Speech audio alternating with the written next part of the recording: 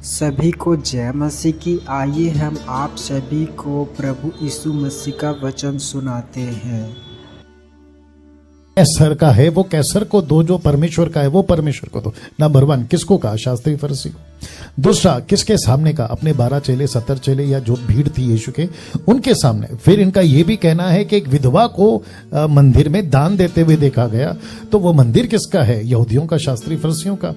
Now कैसर को कर देना, इसका मतलब है उस वक्त की जो गवर्नमेंट या उस वक्त की जो सरकार थी उनको टैक्स देना। घर का मतलब है टैक्स, इंग्लिश में टैक्स है, हिंदी में कर है। टैक्स तब भी होता था, टैक्स अब भी होता है। तभी राजा तंत्र यानी कि राजा देश चलाते थे या राजा जो है हुक्म चलाते थे। अभी जो है ना प्रजातंत्र है, डेमोक्रेसी जिसको कहते हैं इंग्लिश में। अभी प्रजातंत्र है जहां पे आपको सरकार चलाती है। अगर बीजेपी अभी रूलिंग पार्टी है तो उनके अपनी कैबिनेट्स है, फिर उसके बाद में अपना अपना उनका क्या कहते हैं रिस्पॉन्सिबिलिटीज है, वो चाहे पुलिस हो, आर्मी हो, नेवी हो, मिलिट्री हो, उन सबको चलाना है क्योंकि देश की रक्षा करना है। फिर उसके बाद में बहुत सारी सुविधाएं हैं जो सरकार अपनी तरफ से देती है। लेकिन प्रश्न उठता है कि सरकार के पास पैसा कहां से आएगा? तो सरकार ने क्या कहा है कि आप अपना टैक्स दो, आप यहाँ बिजनेस करते हो, नौकरी करते हो, आप बैंक में पैसा रखते हो, आप यहाँ पे जो भी लेन देन करते हो, आपको इसकी छूट है क्योंकि आप भारत के नागरिक हैं। वैसे ही अदर कंट्रीज के जो नागरिक होते हैं उन सभी को वहां का सरकार को अपना अपना कर या टैक्स देना होता है। टैक्स देना गलत नहीं है और ये देना ही चाहिए।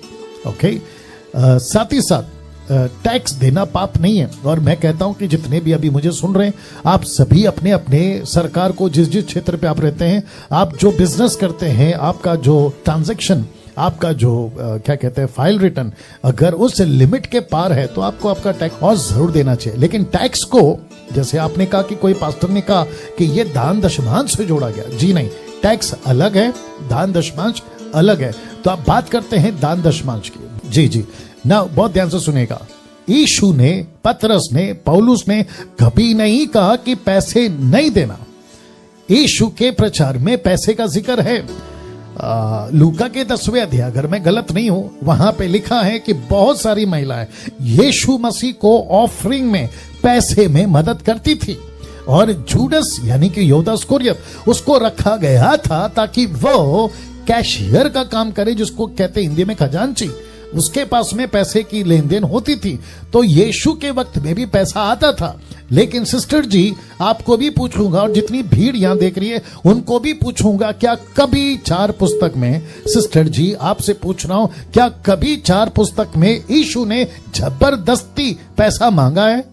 क्या यीशु ने कभी ऐसा कहा अगर तुम पैसा नहीं दोगे तो तुम पे श्राप आएगा? साल से बाइबल पढ़ रही हैं, मुझे नहीं पता। और जितने दर्शक देख रहे हैं, आप भी अगर बाइबल को पढ़ते हैं, पतरस, पौलुस, फिलिप, ये जितने भी लोग थे, और उसके आगे यूहन्ना की पुस्तक, यूदा की पुस्तक, इन सभी, याकूब की पुस्तक, इन सभी ने कभी किसी प्रकार के उस वक्त के लोगों पर जोर जबरदस्ती नहीं डाला। तो 2 कुरिन्थियों की किताब, उसका 9वां अध्याय वचन 7, 2 Corinthians chapter 9 verse 7 लिखा है, जो भी दे अपनी मर्जी से दे।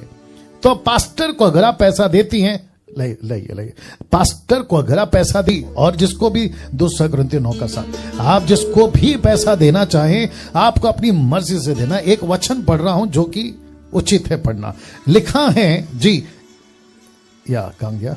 2 Corinthians 9:7, ओके, मार्क करके दिया करो। ओके, लिखा है साथ में, हर एक जन, इसका मतलब है वो कोई भी हो, हर एक जन, लिखा है एवरीवन, हर एक जन जैसा मन में ठाने वैसा ही दान करे। लिखा है आगे, ना कुड़कुड़ के, ना दबाव से, क्योंकि परमेश्वर हर्ष से देने वालों से प्रेम रखता है। तो इसका मतलब क्या हुआ? इसका मतलब ये हुआ कि हम सभी को पैसे, ऑफरिंग जो भी देना है अपनी मर्जी से देंगे।